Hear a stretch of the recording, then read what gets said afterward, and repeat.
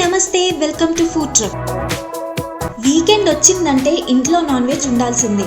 Non వెజ్లో mostly అందరూ ఎక్కువగా ఇష్టపడేది చికెన్తో ఎన్నో స్టార్టర్స్ చేసుకోవచ్చు. అండ్ కర్రీలో కూడా ప్రతిసారి ఒకేలా కాకుండా ఒక్కోసారి ఒక్కో రకం చేసుకుని తింటే మనకు కూడా బాగుంటుంది. కాబట్టి ఈసారి చికెన్ కుర్మా ట్రై చేయండి.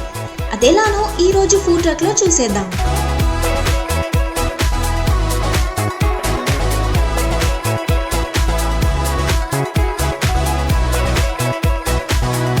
ముందుగా స్టవ్ మీద బాండీ పెట్టుకుని అందులో 2 స్పూన్స్ నెయ్యి వేసుకోవాలి.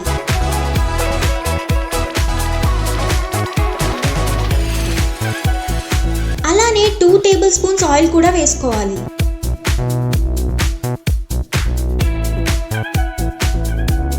ఆయిల్ వేడయ్యాక సన్నగా తరిగిన 2 ఆనియన్స్ ని వేసుకుని ఫ్రై చేసుకుందాం.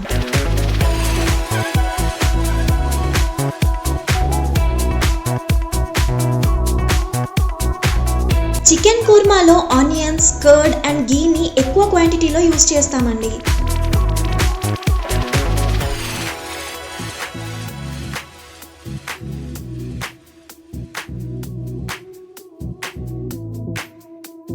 ఆనియన్స్ ఇలా గోల్డెన్ బ్రౌన్ లోకి వచ్చాక వీటిని టిష్యూ పేపర్ పెట్టుకున్న ప్లేట్లోకి తీసి చల్లారనిస్తే ఆనియన్స్ క్రిస్పీగా అవుతాయి.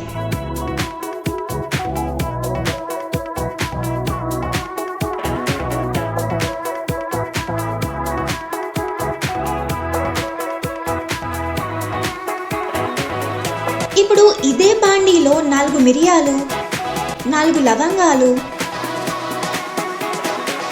దాల్చిన చెక్క,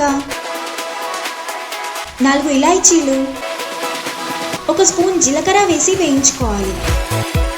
ఇందులో నీట్గా వాష్ చేసుకున్న కేజీ చికెన్ని వేసుకోవాలి.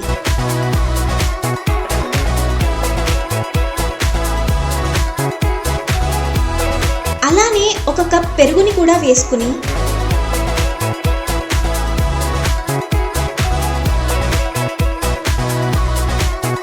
ఇప్పుడు ఒక బౌల్లో 1 స్పూన్ ఉప్పు,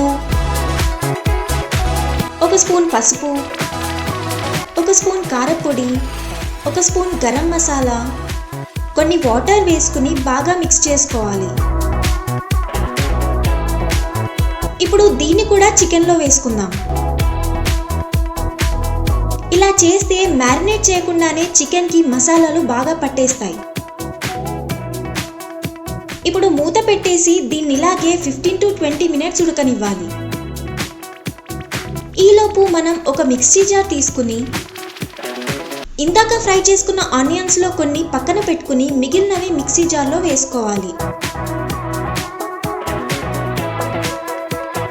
అలానే వేడి నీళ్ళలో ఒక 10 మినిట్స్ వరకు నానబెట్టుకున్న 8 కాజులు ఇందులో వేసుకుని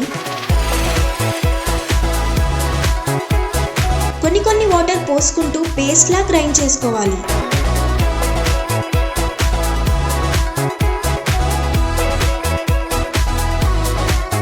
దీనిలాగే పక్కన పెట్టేద్దాం.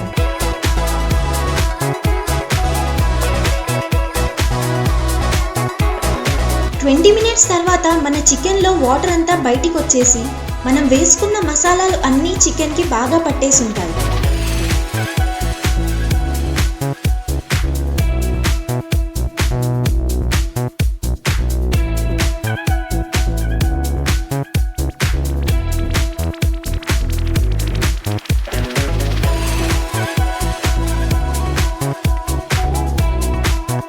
ఇందులో ఇందాక గ్రైండ్ చేసుకున్న ఆనియన్ కాజు పేస్ట్ ని వేసుకుని మిక్స్ చేసుకుందాం.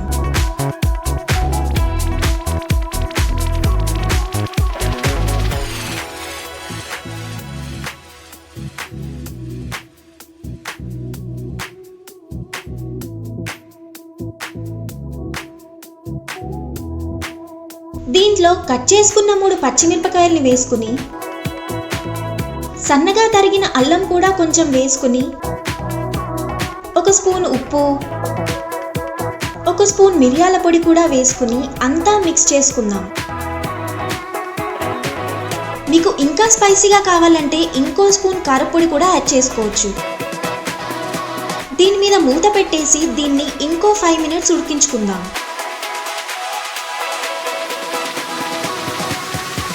5 మినిట్స్ తర్వాత కర్రీ నుండి ఆయిల్ సపరేట్ అవుతుంది.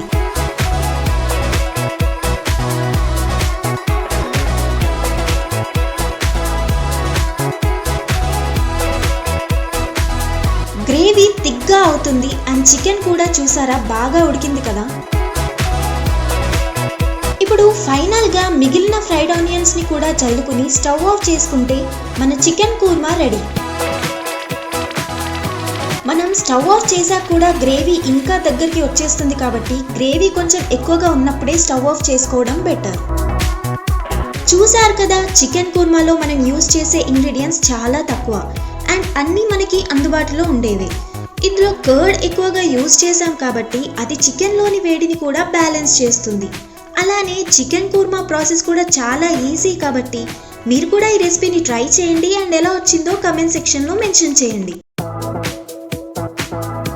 వీడియో నచ్చితే లైక్ చేసి ఫ్రెండ్స్తో షేర్ చేయండి. అలానే మరిన్ని సింపుల్ అండ్ డెలిషియస్ రెసిపీస్ కోసం ఛానల్ని సబ్స్క్రైబ్ చేసుకోండి.